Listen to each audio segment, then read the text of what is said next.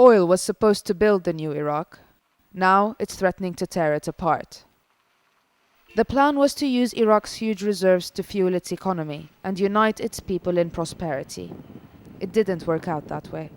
But Iraq's new rulers haven't given up hope.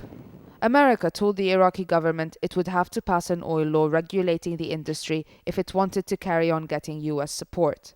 The draft sitting in Parliament will open the door to foreign investment and distribute oil revenues to each province according to its population. It all sounds like a good idea, but ordinary Iraqis aren't convinced. And who can blame them? The new Iraq has meant rising fuel prices and long waits. Some of these people have been waiting 2 days to fill their tanks, and they don't think the new plans will make things better. What will this bring us? How will this benefit us? If they divide up Iraq into independent provinces and divide our oil, some areas that have high oil reserves will do well, others won't. If we are divided, we are lost. Iraq is one. If we had 4 or 5 Iraqs, then all is lost. The conflicting interests of Iraq's Sunni, Shiite and Kurdish communities have paralyzed the government and make it unlikely the law will be passed anytime soon. Much of Iraq's oil is in the Kurdish areas. The regional government has used it to fuel a mini boom that makes its cities seem like another world compared to Baghdad. But after suffering at the hands of Saddam's Arab-orientated government, they aren't keen to share.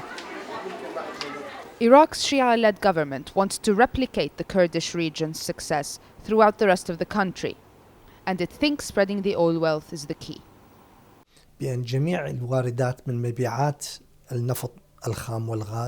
All revenues from selling crude oil and gas will come into a centralized fund from where it will be distributed to regions according to population number.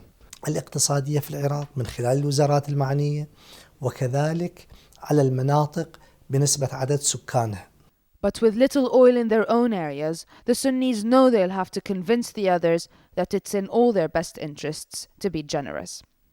جبهة التوافق العراقية ناقشت القانون. The National Accord Party was involved and will in the future be involved in all aspects and phases of discussion of this law until we are satisfied that the law reflects the best possible outcome for the interests of the Iraqi people, and until the law guarantees equal distribution of revenues. Then we will back it completely. But until then, there has to be further study and improvements. When America first started gearing up for war, not only Iraqis, but millions across the world thought it was oil that Washington was really interested in. The groups that first opposed the war see the oil law as the latest attempt to grab Iraq's resources. The head of the Iraqi Federation of Oil Unions came to London to explain why his organization opposes the law. نظرنا بدقة إلى السلبيات الموجودة في قانون النفط. We are against many aspects of this law. Primarily, the production sharing agreement, which gives too many benefits to the international oil companies. We think that it gives these companies control over Iraqi oil. A recent poll by British NGO Platform found 91% of Iraqis felt they were not given enough information about the new oil law. 63% said they would prefer an Iraqi state oil firm to produce the country's reserves. Most see the law as a betrayal by self-serving politicians. The politicians are in one world, and the poor Iraqi people are in another. Where is the oil? Where has it gone? I want to ask the politicians, where are the generators? Where is the electricity? Where has it all gone? I'm addressing the oil minister, who says he's an Iraqi, who came to end our suffering. But where are the rights of the destitute? We are a people of suffering. And it's the poor who suffer the most. The soaring fuel bills forced Iraqis like Hussein to resort to desperate measures.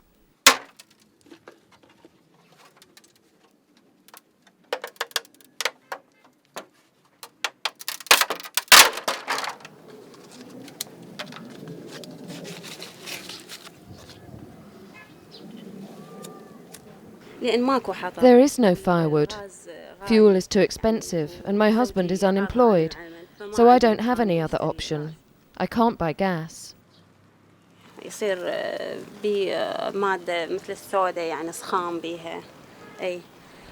The smoke is black. It has chemicals. The bread tastes strange. It's not like cooking it on firewood.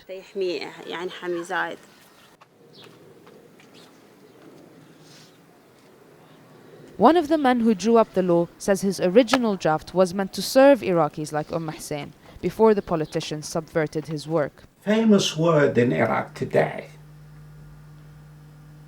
which set every political decision, is called muhasasa.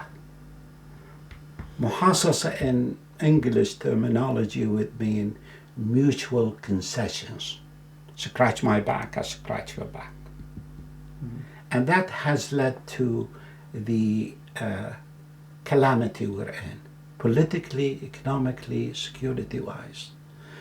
While a petroleum law is needed, and I agree it's needed, you've got to have a petroleum law to regulate and advance the building of capacity of production for Iraq.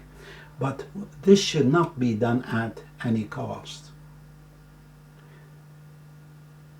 Particularly in view of the fact that there is so much insecurity to a point where the government is not capable of doing its job of governing beyond the green zone.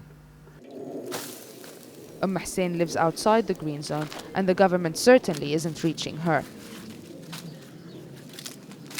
While the politicians bicker over oil wealth that could rival Saudi Arabia's, Hussein bakes bread for her family by burning rubbish.